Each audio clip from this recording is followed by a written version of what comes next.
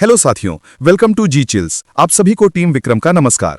भारत और अमेरिका के बीच आखिरकार ट्रेड डील फाइनल हो चुकी है और डोनाल्ड ट्रंप ने इसकी पहली झलक पूरी दुनिया के सामने रख दी है। इस वक्त भारत के ट्रेड नेगोशिएटर्स अमेरिका में मौजूद हैं और अमेरिका ने भी अपने राजदूत को भारत भेजा हुआ है। और इसी बीच डोनाल्ड ट्रंप का जो बयान प्रधानमंत्री मोदी को लेकर आया है, वह साफ इशारा देता है कि अब सौदा पक्का हो चुका है, बस आधिकारिक ऐलान बाकी है। आपको बता दें कि भारत का अमेरिका में एक्सपोर्ट 30% से ज्यादा गिर चुका था और इसके कारण भारत से ज्यादा अमेरिका को भी नुकसान महसूस हो रहा है। इसके बारे में हमने पहले भी वीडियो में चर्चा किया है कि कैसे अमेरिकी किसान और अमेरिकी छोटे उद्योग सप्लाई चेन में मुसीबत का सामना करना पड़ रहा है, जिसके बाद ट्रंप अपने घरेलू इकोनॉमी के लिए राहत पैकेज जारी कर रहे हैं। यानी एक बात तो साफ है कि भारत का एक्सपोर्ट जो अमेरिका में घटा है, उससे भारत और अमेरिका दोनों को नुकसान हुआ है। और इसी गिरावट के बाद अब ट्रंप को नया मूड देखने को मिल रहा है। उन्होंने कहा है कि वो प्रधानमंत्री मोदी का करियर खत्म नहीं करना चाहते। अगर आप इन दोनों घटनाओं को जोड़ें तो तस्वीर एकदम साफ हो जाती है कि डोनाल्ड ट्रंप बड़ी पलटी मारने की तैयारी में हैं। और सबसे दिलचस्प बात यह है कि भारत के वाणिज्य मंत्री पीयूष गोयल ने कई महीने पहले ही कह दिया था कि भारत और अमेरिका के बीच अक्टूबर 2025 में फाइनल ट्रेड डील हो जाएगी। और अब वही वक्त आ चुका है। अब सारी फाइलें साइन हो चुकी हैं, सिर्फ औपचारिक घोषणा का इंतजार है। एक और बड़ा संकेत यह है कि अमेरिका के वित्त मंत्री, जो कल तक भारत को धमकियां दे रहे थे, अब अचानक भारत की मदद मांग रहे हैं ताकि चीन को रेयर अर्थ मिनरल्स के मसले में काउंटर किया जा सके। यह भी एक साफ इशारा है कि अमेरिका भारत के साथ समझौते के लिए पूरी तरह तैयार हो चुका है। देखिए, ये जो भारत की जीत है, इसमें सबसे बड़ा योगदान चीन का रहा है, जिसने तमाम तनातनी के बीच भी भारत के साथ खड़ा रहकर अमेरिका को एक के बाद एक जोरदार झटके दिए। और इसके बाद रूस ने पर्दे के पीछे से भारत को मजबूती दी। यहां तक कि आज भी जब डोनाल्ड ट्रंप ने खुलेआम ये कहा कि मोदी ने उन्हें आश्वासन दिया है कि भारत अब रशिया से तेल नहीं खरीदेगा, इसके बाद रशिया ने जोरदार पलटवार किया। इसके बारे में हम आगे चर्चा करेंगे। उधर ब्राजील ने भी बहुत बड़ी भूमिका निभाई, यानी अमेरिका के खिलाफ सारे ब्रिक्स देश एकजुट हो गए। इसके बाद डोनाल्ड ट्रंप मोदी को धमकी नहीं बल्कि बधाई संदेश भेजने लगे।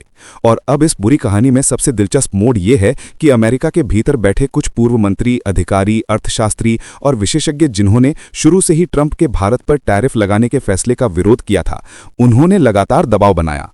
और अब लगता है डोनाल्ड ट्रंप आखिरकार हार मान चुके हैं। लेकिन ट्रंप हैं तो ट्रंप, वो ये दिखाना नहीं भूलेंगे कि जीत उनकी हुई है, जीत अमेरिका की हुई है। और शायद इसी वजह से उन्होंने बयान दिया कि वो प्रधानमंत्री मोदी का करियर खत्म नहीं करना चाहते, क्योंकि मोदी उन्हें बेहद प्यार करते हैं।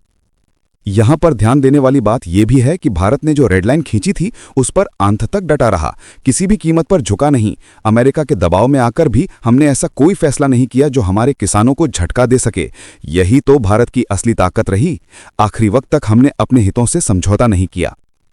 अंत में अमेरिका को खुश करने के लिए भारत ने केवल एक रणनीतिक कदम उठाया, उसका ईंधन खरीदने का फैसला किया। और यही वो डील है जिसके बारे में आगे चर्चा होगी, क्योंकि ये कदम सिर्फ व्यापार नहीं बल्कि भू राजनीति का भी खेल है। वहीं दूसरी ओर भारत के समर्थन में यूरोप का जो योगदान रहा, उसे भी नजरअंदाज नहीं किया जा सकता।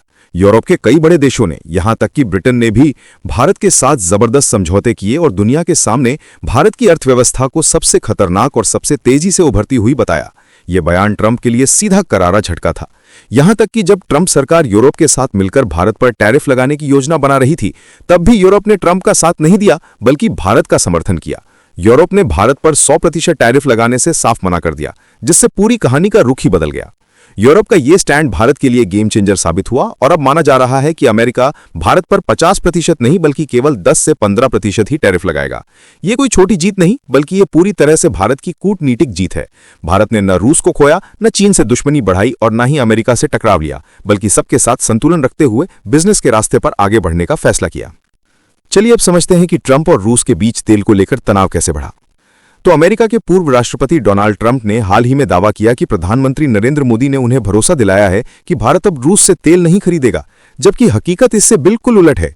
भारत के विदेश मंत्रालय ने तुरंत सफाई देते हुए कहा कि मोदी और ट्रंप के बीच ऐसी कोई बातचीत हुई ही नहीं है।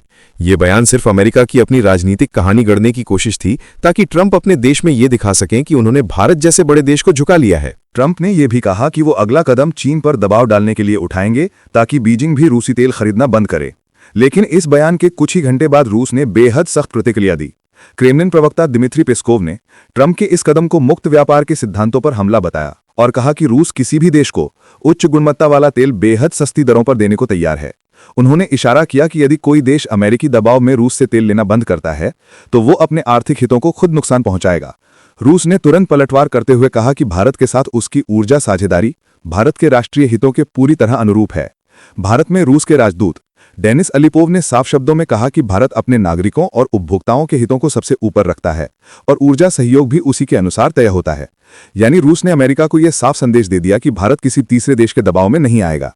वहीं रूस के उप प्रधानमंत्री अलेक्जेंडर नोवाक ने भी ट्रंप के बयान को हल्के में लेते हुए कहा कि रूस अपने सभी साझेदारों के साथ संबंध जारी रखेगा और ये भरोसा कायम रहेगा। अब जानिए कि भारत ने इस तेल विवाद पर क्या जवाब दिया और राजनीतिक माहौल कैसे बदला। चलिए अब समझते हैं कि भारत ने खाड़ी देशों से एलपीजी आयात घटाने का बड़ा फैसला क्यों लिया।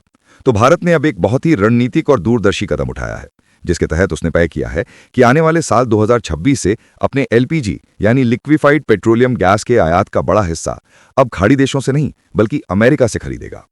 यह निर्णय अचानक नहीं लिया गया, बल्कि इसके पीछे कई आर्थिक और कूटनीतिक कारण हैं। भारत लंबे समय से सऊदी अरब, कतर, कुवैत और संयुक्त अरब अमीरात जैसे देशों से घरेलू रसोई गैस खरीदता आ रहा था। लेकिन अब जब वैश्विक ऊर्जा बाजार बदल रहा है, तब भारत अपने आयात स्रोतों को विविध बनाना चाहता है ताकि किसी एक क्षेत्र पर निर्भरता ना रहे। इससे भारत को ऊर्जा की कीमतों पर नियंत्रण मिलेगा, क्योंकि अमेरिका की गैस की कीमतें कभी-कभी खाड़ी देशों से सस्ती पड़ जाती हैं।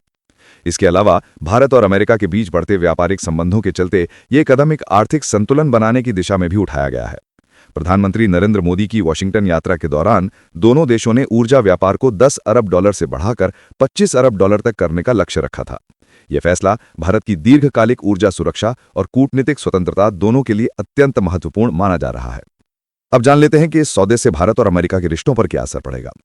तो यह समझना जरूरी है कि जब भारत अमेरिका से गैस खरीदने का यह बड़ा सौदा करेगा, तो इसका सीधा असर दोनों देशों के आर्थिक और राजनीतिक रिश्तों पर पड़ेगा। अमेरिका चाहता है कि भारत उसकी ऊर्जा का बड़ा खरीदार बने, ताकि रूस से भारत की तेल और गैस खरीद कम हो, क्योंकि अमेरिका का दावा है कि रूस उस पैसे से यूक्रेन युद्ध को चला रहा है। दूसरी ओर भारत इस सौदे के जरिए अमेरिका के साथ अपने रिश्तों को और मजबूत करना चाहता है, ताकि वो पश्चिमी देशों के साथ अपनी व्यापारिक बातचीत को और प्रभावशाली बना सके। ये निर्णय भारत की 3 प्रमुख कंपनियों इंडियन ऑयल, भारत पेट्रोलियम और हिंदुस्तान पेट्रोलियम के लिए भी फायदेमंद रहेगा, क्योंकि अमेरिकी गैस डिलीवरी बेसिस पर लाई जाएगी, जिससे लॉजिस्टिक लागत घटेगी और स्थायी आपूर्ति सुनिश्चित होगी। साथियों, आगे बढ़ने से पहले आप सभी को बता दूं कि अगर आप देश, दुनिया, डिफेंस और इकोनॉमी की 100 से ज्यादा खबरें एक साथ एक ही जगह पर एक ही समय में फटाफट रोज देखना चाहते हैं, तो कृपया हमारे साथ जी चिल्स चैनल पर जुड़िए, जहां हम रोज शाम 9 बजे आपके लिए दुनिया की तमाम सारी खबरें एक साथ लेकर आते हैं। जी चिल्स चैनल का लिंक आपको नीचे डिस्क्रिप्शन या कॉमेंट बॉक्स में मिल जाएगा। चलिए अब समझते हैं कि अमेरिका के 50% टैक्स ने भारतीय निर्यात को कैसे गिरा दिया। तो जब अमेरिका ने भारतीय सामानों पर 50% का भारी टैरिफ लगाया, तब उसका असर किसी बिजली के झटके की तरह भारत के एक्सपोर्ट मार्केट पर पड़ा। पहले जो माल अमेरिका जा रहा था, उसकी कीमतों में इतनी वृद्धि हो गई कि अमेरिकी खरीदार पीछे हटने लगे। मई महीने में भारत ने $8.8 अरब का माल भेजा था, लेकिन सितंबर तक यही गिरकर $5.5 अरब रह गया। यानी सिर्फ 4 महीनों में 37.5% की भारी गिरावट। इसका मतलब यह हुआ कि भारत का निर्यात एकदम से महंगा हो गया, जिससे अमेरिकी बाजारों में उसकी मांग घट गई। इस टैरिफ ने भारत अमेरिका के व्यापारिक रिश्तों को कमजोर कर दिया, और इसका सबसे ज्यादा नुकसान उन उद्योगों को हुआ जो पहले से ही अंतर्राष्ट्रीय प्रतिस्पर्धा में संघर्ष कर रहे थे। अब जानिए कि किन उद्योगों को इस फैसले से सबसे ज्यादा चोट पहुंची। तो अमेरिका की इस नीति का सबसे बड़ा झटका भारतीय textile, James and jewellery, engineering goods और केमिकल सेक्टर को लगा। ये वही उद्योग हैं जो लाखों लोगों को रोजगार देते हैं और विदेशी मुद्रा कमाते हैं। टैरिफ लगने के बाद अमेरिकी बाजार में भारतीय कपड़े, हीरे और मशीनरी के दाम बढ़ गए, जिससे खरीदारों ने वैकल्पिक सप्लायर खोज लिए। भारत के उद्योगों को उत्पादन घटाना पड़ा, शिपमेंट्स में कमी आई और मजदूरों की नौकरियां डगमगाने लगीं। GTRI की रिपोर्ट के मुताबिक मई से सितंबर के बीच भारत को $3.3 अरब का नुकसान झेलना पड़ा, जो केवल आंकड़ा नहीं बल्कि देश की मैन्युफैक्चरिंग स्पर्धा के लिए खतरे की घंटी है। अगर नीतियों में बदलाव नहीं हुआ, तो आने वाले महीनों में ये गिरावट भारत की आर्थिक गति को भी प्रभावित कर सकती है। चलिए अब समझते हैं कि ट्रंप ने भारत और पाकिस्तान को लेकर कैसी अजीब गलती कर दी। तो अमेरिकी राष्ट्रपति डोनाल्ड ट्रंप ने अपनी एक प्रेस कॉन्फ्रेंस में कहा कि भारत में हर साल नया प्रधानमंत्री बन जाता है, जबकि सच में ऐसा पाकिस्तान में होता आया है। ये बयान सुनते ही सोशल मीडिया पर ट्रंप मजाक का विषय बन गए, क्योंकि भारत में 2014 से नरेंद्र मोदी लगातार प्रधानमंत्री हैं और उससे पहले मनमोहन सिंह पूरे 10 साल तक इस पद पर रहे थे। जबकि पाकिस्तान में सत्ताओं का पलटाव ऐसे होता रहा है जैसे मौसम बदलता है। वहां आजादी के बाद से अब तक लगभग 29 प्रधानमंत्री बने हैं और कोई भी अपना कार्यकाल पूरा नहीं कर पाया। किसी को सेना ने हटा दिया, किसी पर भ्रष्टाचार का आरोप लगा, किसी को निंदा प्रस्ताव से हटाया गया और एक प्रधानमंत्री की हत्या तक कर दी गई। ट्रंप का यह बयान न केवल राजनीतिक भूल थी, बल्कि यह भी दिखाता है कि वो अंतर्राष्ट्रीय मामलों की बारीक समझ नहीं रखते। भारत जैसे लोकतांत्रिक देश को अस्थिर बताना उनके कूटनीतिक अनुभव पर बड़ा सवाल खड़ा करता है। अब समझते हैं कि ट्रंप ने मोदी के करियर पर ऐसा बयान क्यों दिया। तो डोनाल्ड ट्रंप का यह बयान कि प्रधानमंत्री मोदी उनसे प्यार करते हैं, दरअसल उनकी पुरानी राजनीतिक शैली का ही एक हिस्सा है। ट्रंप हमेशा अपने रिश्तों को बढ़ा चढ़ाकर पेश करते हैं ताकि वो खुद को वैश्विक राजनीति का केंद्र दिखा सकें। उन्होंने मोदी को ग्रेट मैन कहा और फिर कहा कि भारत के प्रधानमंत्री मोदी ट्रंप से यानी मुझसे बहुत ज्यादा प्यार करते हैं, और ये भी जोड़ा कि वो इस शब्द को गलत अर्थ में ना लें क्योंकि वो मोदी का राजनीतिक करियर डिस्ट्रॉय नहीं करना चाहते। दरअसल ट्रंप यहां पर यह कहना चाहते हैं कि अगर वो खुले में इस बात को कहते हैं कि मोदी ट्रंप से प्यार करते हैं तो भारत में मोदी की आलोचना हो सकती है कि आखिर भारत का प्रधानमंत्री अमेरिका के राष्ट्रपति को इतना प्यार क्यों करते हैं, जबकि मोदी को अपने देश भारत से और अपने देश के भारतीय नागरिक से प्यार करना चाहिए। असल में ट्रंप का यह बयान भारत के प्रति प्रशंसा से ज्यादा अपने चुनावी अभियान को चमकाने की चाल और अपने देश के नागरिकों को खुश करने के लिए है। वो दिखाना चाहते हैं कि भारत जैसे बड़े देश का नेता भी उन पर भरोसा करता है। लेकिन यह बयान भारतीय राजनीति के लिहाज से बेहद संवेदनशील था, क्योंकि किसी विदेशी नेता से इस तरह की पर्सनल अफेक्शन की बात भारत के अंदर राजनीतिक विवाद खड़ा कर सकती है। इसलिए ट्रंप ने तुरंत सफाई दी ताकि मामला बिगड़े नहीं। ये ट्रंप का वही अंदाज है जिसमें वो पहले सनसनी मचाते हैं और फिर खुद ही अपनी बात को क्लैरिफाई कर देते हैं। इस वीडियो में फिलहाल इतना ही। जल्द मिलते हैं एक और नई अपडेट के साथ। जाने से पहले वीडियो को लाइक करके चैनल को सब्सक्राइब कर लें। धन्यवाद।